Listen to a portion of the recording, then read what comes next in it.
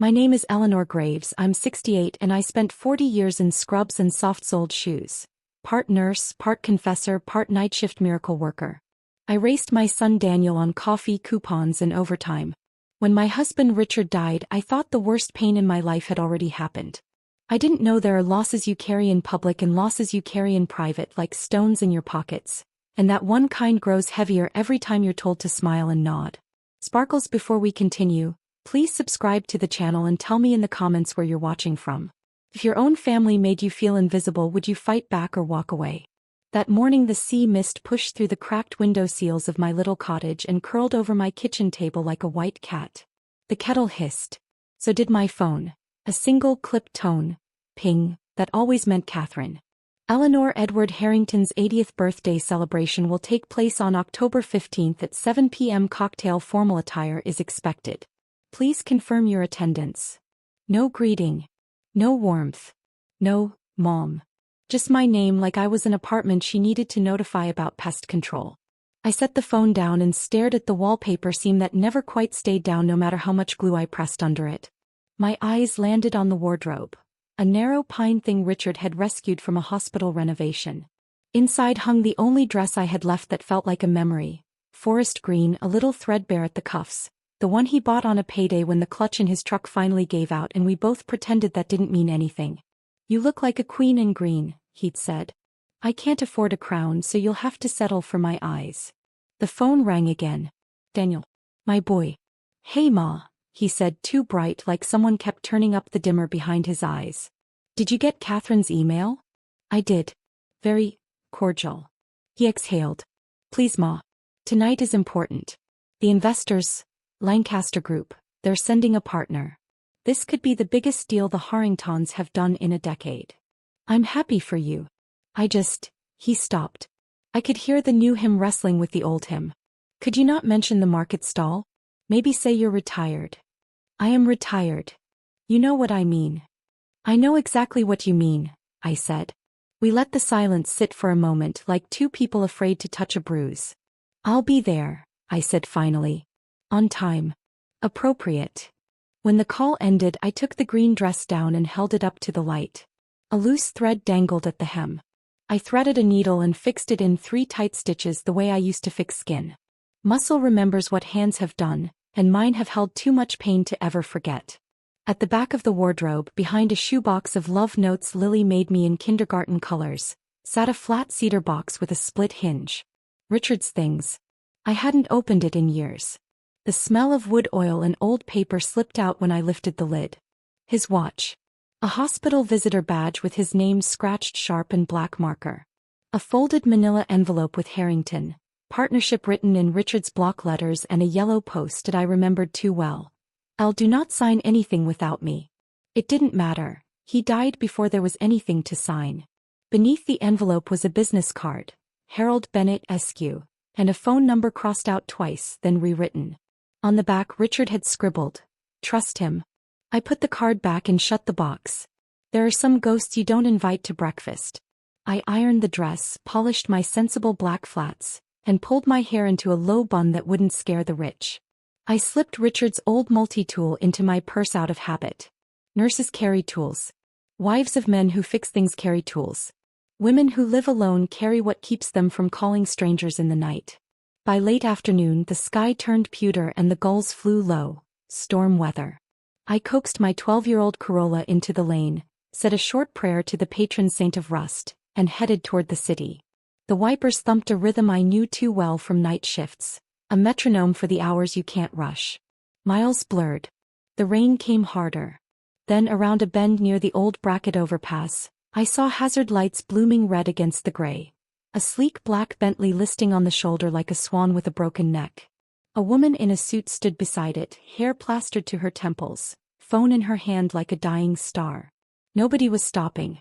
I pulled ahead and put my hazards on. The shoulder was narrow. Trucks roared past close enough to wrinkle my dress. The woman turned as I climbed out, surprise flickering to calculation, then to something like relief. "Do you need help?" I called over the rain. She grimaced at the Bentley. "Apparently I do. My phone's dead. My assistant's in another universe." Her voice was cultured but not cruel. I have to be at a meeting at 7. Pop the hood, I said. Let's see what the patient says. Steam rose when the hood opened, mixing with the rain in a hiss. The engine was a thing of elegance, all polished cover and tucked away logic. I braced my hand on the frame and leaned in, following the lines the way you follow veins under skin. A split hose near the radiator, tiny but hissing, the way small lies do damage you only notice when you can't stop it. Coolant line, I said. I can patch it, 20 miles tops, if you baby it. She blinked. You can. I've stitched worse holes in worse weather. I dug in my purse and came up with Richard's tape, a roll of gauze, and a stubbornness God gave me to make up for everything he didn't. The cold bit my fingers, but the work steadied me. You forget your humiliation when there's something in front of you that needs saving. I wrapped, smoothed, checked the seal, then wrapped again. Who are you? She asked after a while, more curious than doubtful. Eleanor, I said. Graves. Sophia, she said. Lancaster. The name hung there like a time. Remind me to send Bentley a strongly worded letter about pride before a storm. You can write it on my behalf too, I said. This car fancies itself immortal. She laughed, clean and short. What do I owe you, Eleanor? A dry seat and the wish that you get where you're going. Her eyes sharpened. Where are you going? A birthday party, I said. Where everything is white and everything is loud. Edward Harrington's? I hesitated, then nodded. Then we're going to the same place. She pulled a card from a slim leather case and pressed it into my palm. Heavy stock, raised type. Sophia Lancaster, partner. If anyone gives you trouble for being late, say you were with me. They'll give me trouble for breathing, I said, but I tucked the card into my purse like a talisman anyway. Drive slow. Nurse's orders.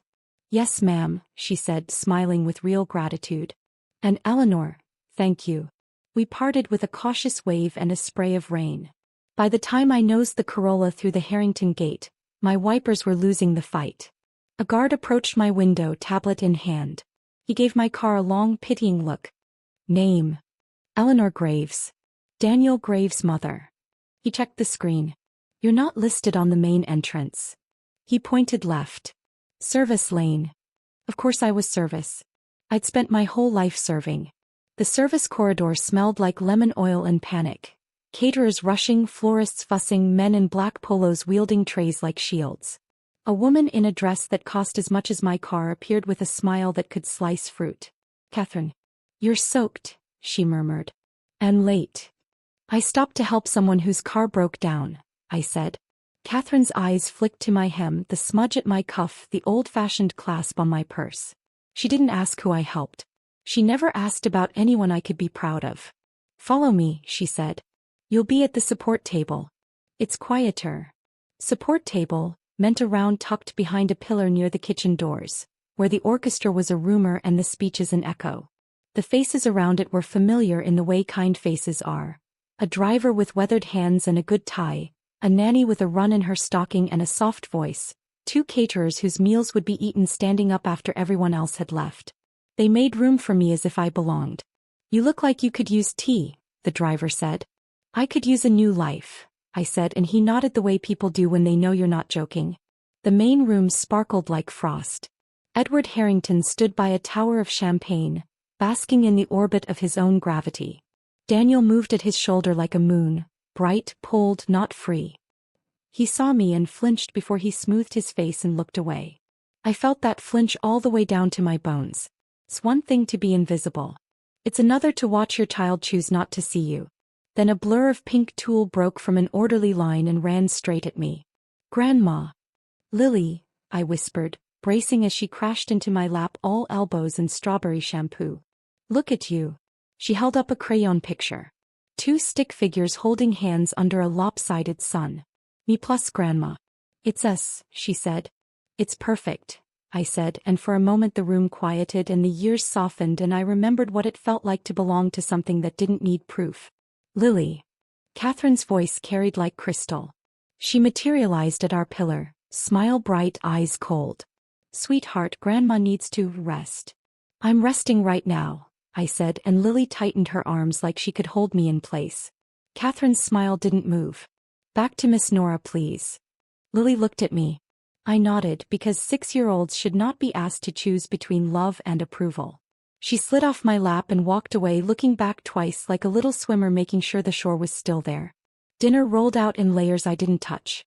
At the head table they cracked lobster claws and laughed at stories about men who remembered when money was heavy.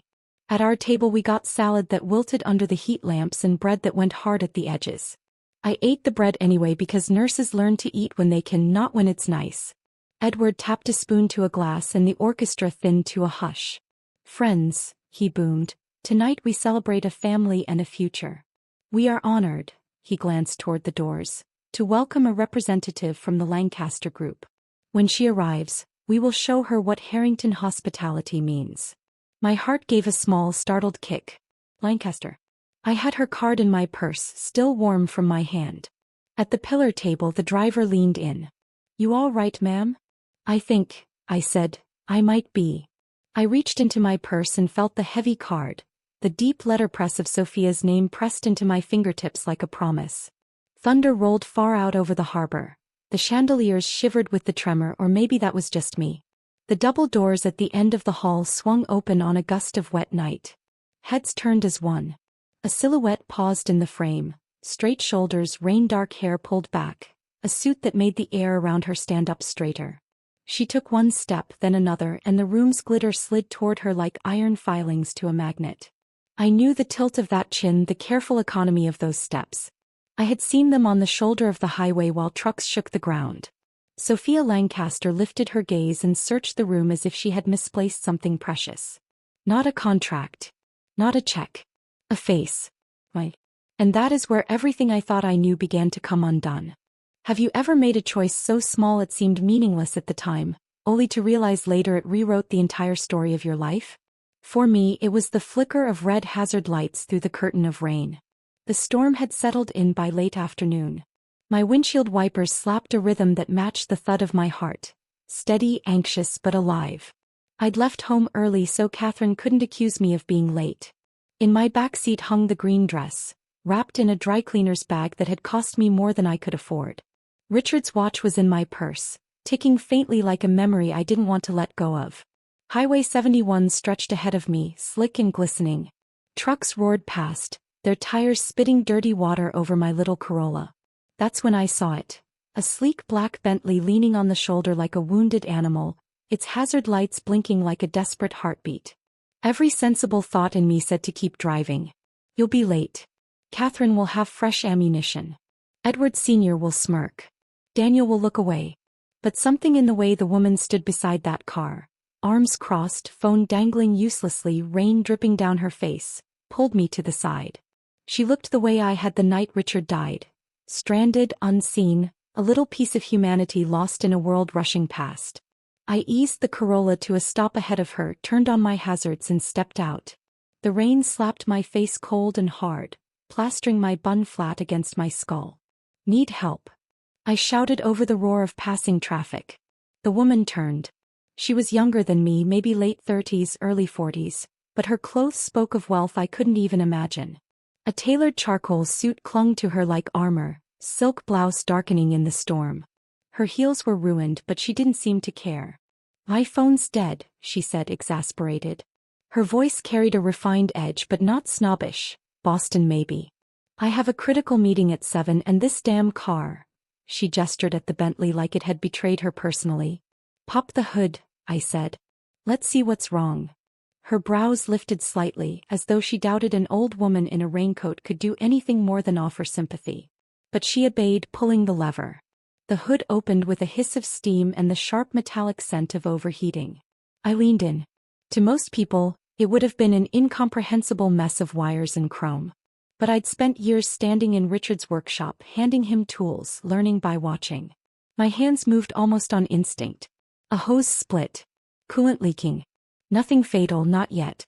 "Radiator hose," I muttered. "It won't get you far." But I rummaged in my purse and pulled out Richard's roll of electrical tape, the one I always carried without knowing why. "This should buy you 20 miles if you don't drive it like a race car." Her lips parted, almost incredulous. "You know what you're doing?" "My husband ran an auto shop for 30 years. I picked up a thing or two." She watched as I wrapped the hose, my fingers steady despite the cold. Rain ran down my wrists, streaking grease over the once clean fabric of my dress. I thought of Catherine's polished glare when she'd see me like this. My humiliation was guaranteed. But the more I worked, the less I cared. Helping this stranger steadied something inside me. After 10 minutes, I tightened the last loop, wiped my hands on an old napkin from my glove box and straightened. All right. Drive gently, pull off at exit 31. There's a good repair shop there. People you can trust not to overcharge because of the car. The woman studied me with a look I hadn't seen in years. Respect. Not pity, not disdain. Respect. I'm Sophia, she said finally. She extended a rain-slick hand. Sophia Lancaster. Eleanor Graves. Her grip was strong, businesslike, but there was warmth in her eyes. You didn't have to stop. Yes, I did. I know what it's like to need help and watch people drive past. Something flickered across her face. Curiosity, maybe admiration. She reached into her bag and handed me a card, thick stock, embossed letters. Sophia Lancaster, partner, Lancaster Global Capital. Please take this. Dinner, a favor, something. I owe you more than I can say. I slipped the card into my purse, embarrassed. It's nothing. Her gaze sharpened. Where are you headed, Eleanor? A birthday party, I said, half laughing, half dreading. The Harrington estate in the city. Her eyes flashed recognition. Edward Harrington's celebration? Yes. My son married into the family. I see, she said softly, and her expression shifted, calculated, almost knowing. She glanced at her watch. We're going to the same place. I'm due there at 7. The realization struck like lightning. This stranger, whose car I had patched on a rainy highway, was the investor Catherine and Daniel had been frantic about. Sophia's smile was faint but purposeful. If anyone gives you grief about being late, tell them you were with me. I wanted to laugh at the absurdity. Me, Eleanor Graves, standing beside a woman whose signature could move $500 million. Catherine wouldn't care whose car I fixed. She would only see the grease on my cuffs. But still, I tucked the card deeper into my purse. Thank you, I murmured. Sophia glanced at her patched Bentley and then back at me. No, Eleanor. Thank you. We parted in the rain. Her taillights faded into the mist and I sat behind the wheel of my little Corolla, trembling, my dress damp and smeared, my hair ruined. But for the first time in a long while I felt something I hadn't in years. Not invisible. Alive. By the time the city skyline appeared through the curtain of rain, my wipers were fighting a losing battle. The Corolla coughed its way through traffic, a humble rusted thing in a line of black sedans and shining limousines heading in the same direction. My stomach knotted tighter with every mile. The Harrington estate loomed on a hill above the avenue, all stone facades and arched windows, a castle pretending to be civilized. Security lights turned the wet pavement into a mirror, and the front gates shimmered like they belonged to royalty. I tightened my grip on the wheel. I was entering a world that had never wanted me. At the gate a guard leaned down, tablet glowing in his hand. His eyes skimmed my car before they landed on me. Name. Eleanor Graves. Daniel Graves' mother. He scrolled, frowned. You're not listed for the main entrance. Auxiliary lot, ma'am. Auxiliary lot. Service entrance. The place for caterers, drivers, and maids. I drove where he pointed. The paved road ended behind the house, in a shadowed lot where vans and delivery trucks huddled like servants waiting their turn. My Corolla looked at home here, an insult that stung. I checked the mirror. The rain had wrecked my bun. Oil stains smudged the green dress at the cuffs. The face staring back at me looked tired, defeated, and every bit the embarrassment Catherine had already decided I was. The back corridor of the mansion smelled of bleach and steam. Staff moved quickly, carrying trays, whispering orders, pretending I didn't exist. At the far end, framed in a doorway lit golden by chandeliers, stood Catherine. She was everything I was not. Flawless, composed, wrapped in silk the color of moonlight. Diamonds winked at her ears. Her smile was sharp enough to cut paper. You're late, she said, her eyes scanning me head to toe. And soaked. I stopped to help a woman stranded on the highway, I answered simply. Her laugh was soft, cruel. You and your strays. Do you realize who's here tonight? The mayor, investors, people who shape this city. And you arrive looking like this. She didn't wait for an answer. She slipped her manicured hand around my arm, her grip harder than it looked, and guided me down a service hallway. You'll be more comfortable at the support table. Support table. The words landed like stones. Through an archway the ballroom opened, glittering like something out of another world. Crystal chandeliers scattered light over gold-trimmed walls. Waiters in white gloves poured champagne. Violins whispered in the corner. 100 conversations overlapped in elegant laughter. I should have been invisible in that crowd. Yet for one heartbeat I saw my son. Daniel stood near the main table, tall in a tailored tuxedo. His hair slicked back, his glass raised toward his father-in-law, Edward Harrington Sr. He looked so much like Richard in that moment. Proud, smiling, alive, that my breath caught. Then his eyes found me. Recognition. Her. A flicker of shame. He glanced at Catherine. She leaned toward him, murmured something, and his smile returned like nothing had happened. He turned his back. That tiny betrayal hurt worse than any insult. I would rather he had spat at me. At least then he would have acknowledged my existence. Here we are, Catherine said sweetly, steering me to a small round table in the farthest corner of the room. A potted palm shielded it from sight. The people already seated looked up.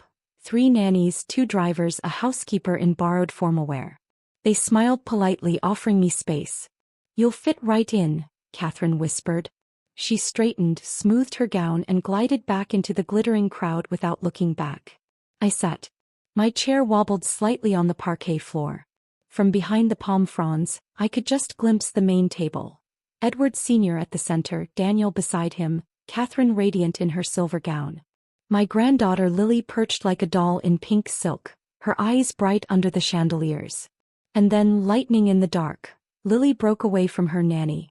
"Grandma," she shouted, weaving between servers until she launched herself into my lap. Warmth, strawberry shampoo, the small, strong grip of a child who hadn't learned shame yet.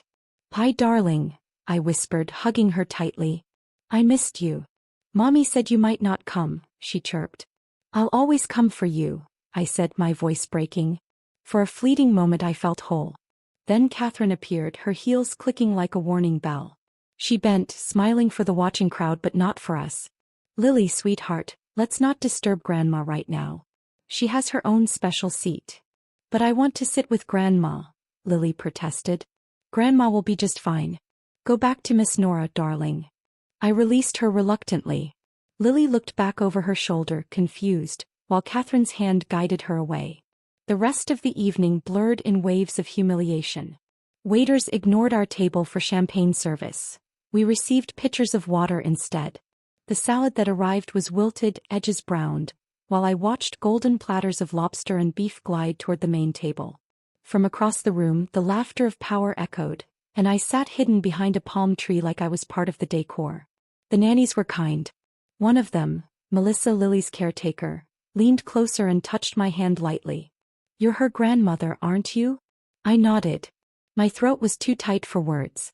"She talks about you," Melissa whispered. "More than anyone else." The kindness in her eyes nearly undid me.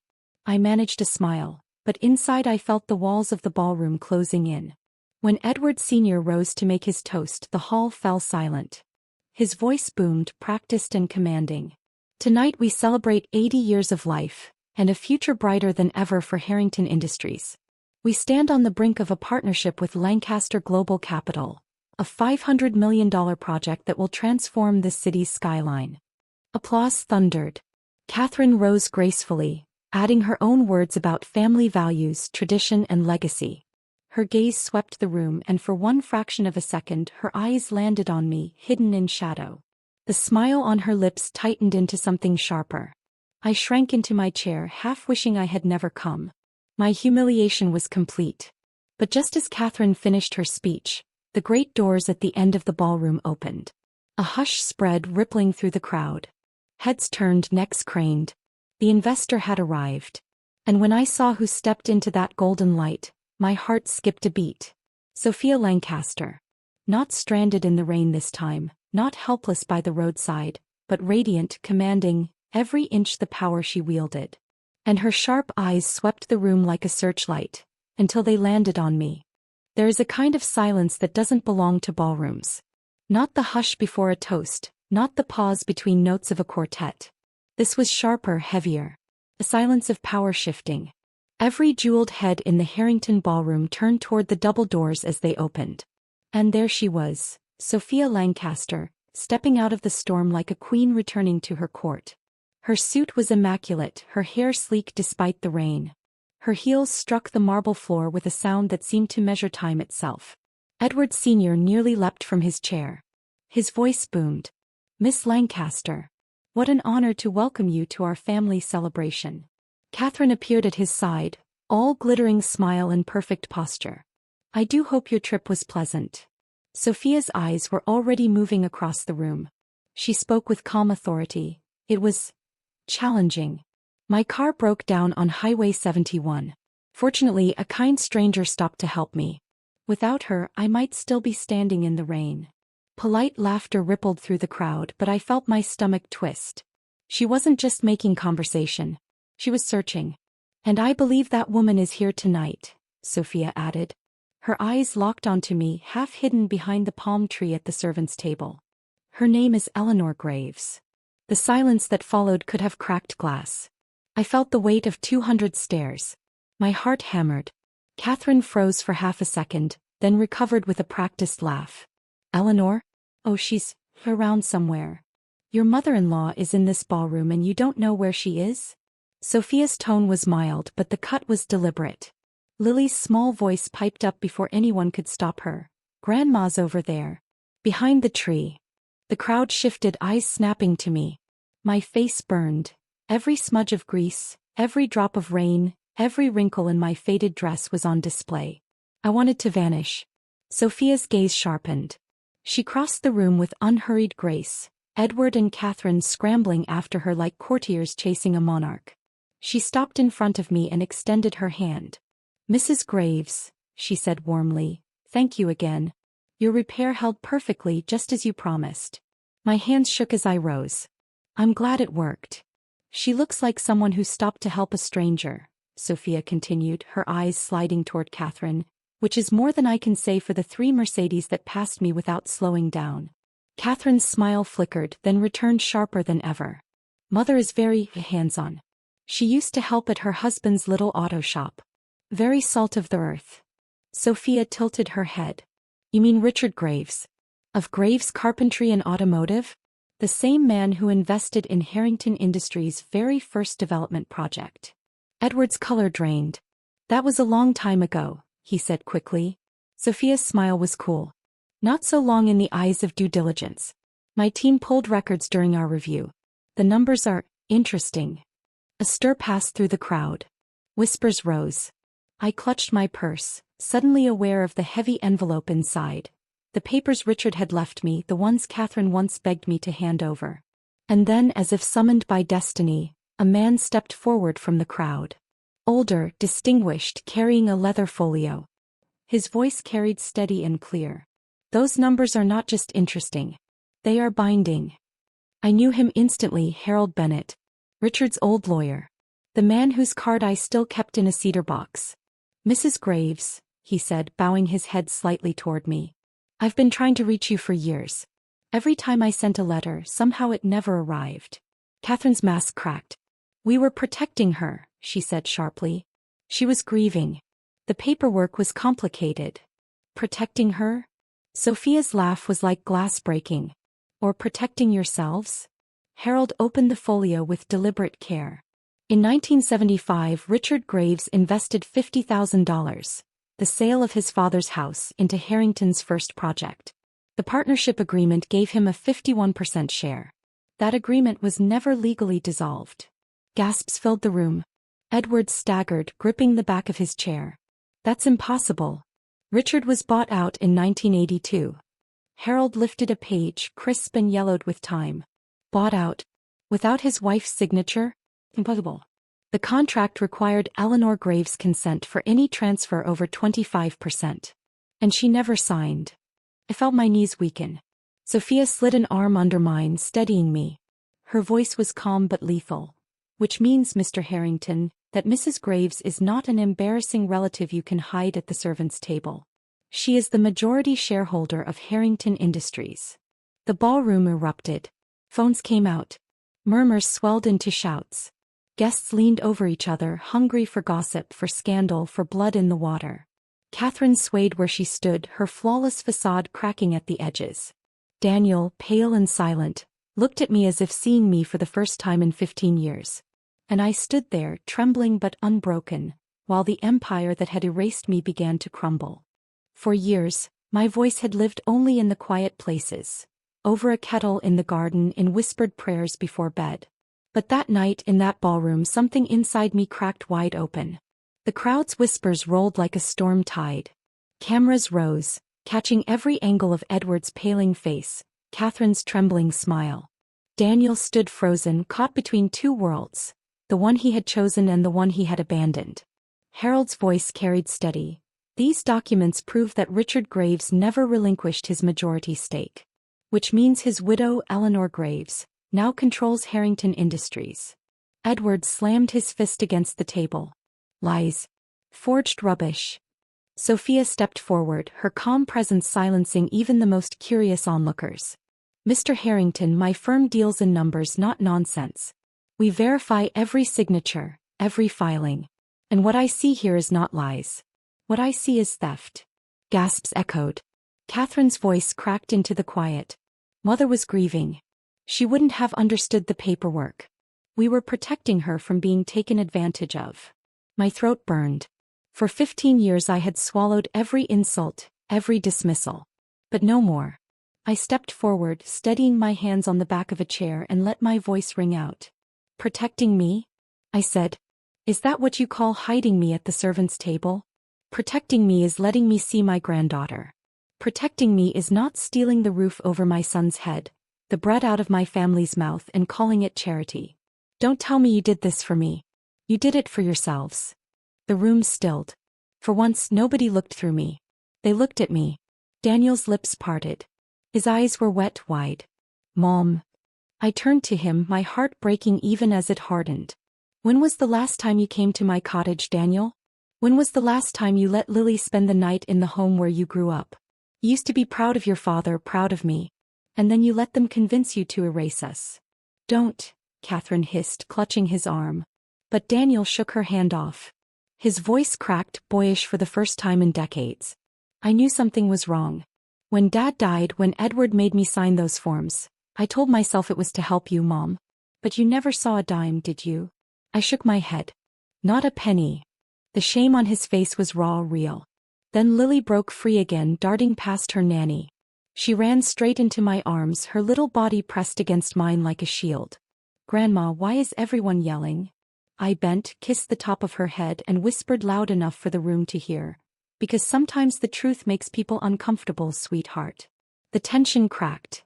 Some in the crowd laughed nervously, others shifted, uncomfortable. But Sophia's voice rose above them all, clear and cold. Ladies and gentlemen, you are witnessing more than a birthday celebration. You are witnessing the unmasking of a fraud. This woman, this grandmother, was hidden and humiliated while her rightful ownership of Harrington Industries was buried under lies. Edward staggered, gripping his chair. Catherine swayed, her carefully constructed mask collapsing.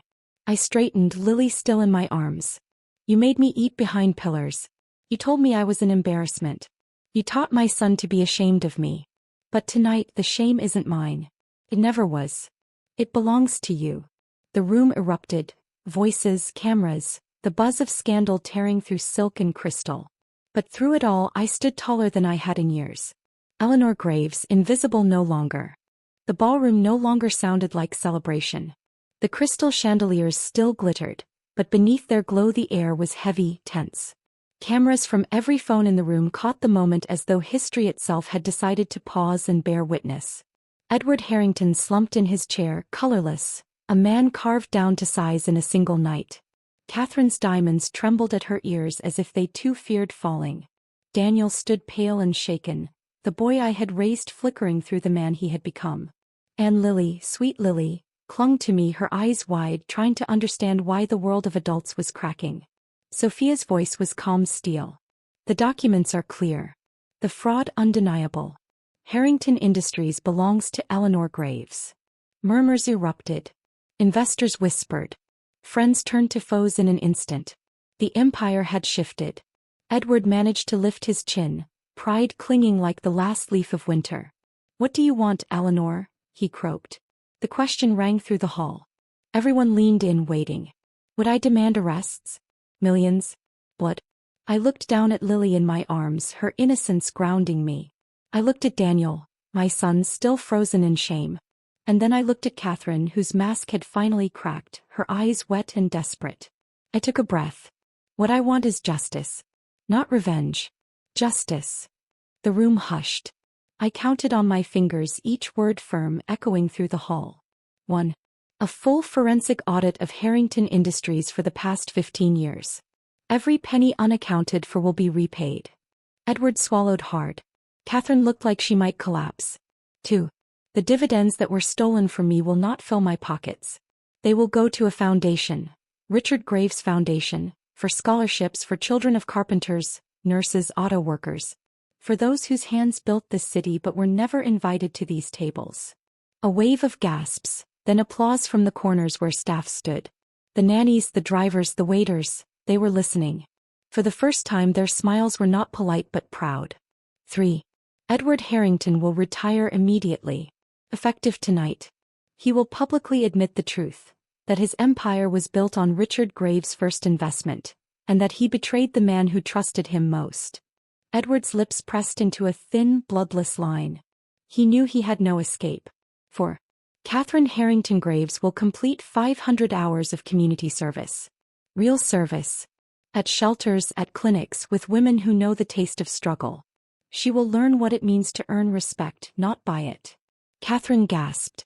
You can't. I can, I said, my voice steady. And I will. Family therapy. All of us. Including Lily. So she learns the truth, not the polished lies you've been feeding her. She will see what healthy family looks like, not masks and cruelty. The crowd shifted, the whispers rising, shocked by the audacity of it all. And 6, I finished, my voice softening but still resolute. Sunday dinners. At my cottage by the sea. The same cottage where Daniel grew up. The same table where Richard once carved his initials with a pocket knife. We will sit there, not here. We will eat pot roast, not lobster. And we will learn to be a family again, if you want to remain one. A stunned silence followed. The chandeliers seemed to hold their breath. Edward rasped, and if we refuse? Then, I said, my gaze sweeping the room, Harold will file charges for fraud, embezzlement, perjury, theft. You will spend the rest of your life fighting lawsuits while I rebuild this company as it should have been. But know this, I am not bluffing. I have the truth, I have the papers, and I have the will to see it through. For the first time, Edward's shoulders sagged. The titan of steel and glass was just an old man, beaten by the very truth he tried to bury. Catherine fell to her knees, tears streaking her flawless makeup. Please, she whispered. Think of Daniel. Think of Lily. We're family. Family. I said softly. You made me sit with the servants at my granddaughter's birthday. You erased Richard's name from your stories. You made Daniel ashamed of his father. That is not family. That is cruelty. Daniel finally stepped forward, voice breaking. Mom, I'm sorry. I knew. I always knew. But I was weak. I let them turn me into someone I'm not. He looked at me, then at Lily. If you'll let me, I want to be Daniel Graves again. Not Harrington. Not a shadow. Tears blurred my vision. I touched his cheek. You were always Daniel Graves. You just forgot for a while. Lily tugged my sleeve. Grandma, does this mean we'll have dinner together? Every week. Yes, sweetheart, I whispered, holding her close. Every week. Forever. The crowd erupted, not with toasts this time, but with the roar of scandal, of revelation, of history remade in a single night. Reporters surged forward, cameras flashing. Sophia stood like a sentinel at my side, Harold's folio clutched in his hands like holy scripture. And I, Eleanor Graves, stood taller than I had in decades. Invisible no longer. The empire that had erased me now stood on the edge of my palm. Not for revenge, but for justice. For Richard. For Daniel. For Lily. For myself. And as I looked across the ballroom at the shattered masks, at the humbled titans, I thought I heard Richard's voice, warm and steady. Don't let them make you small, Elle. You were always worth more than all their money combined. For the first time in 15 years I believed him.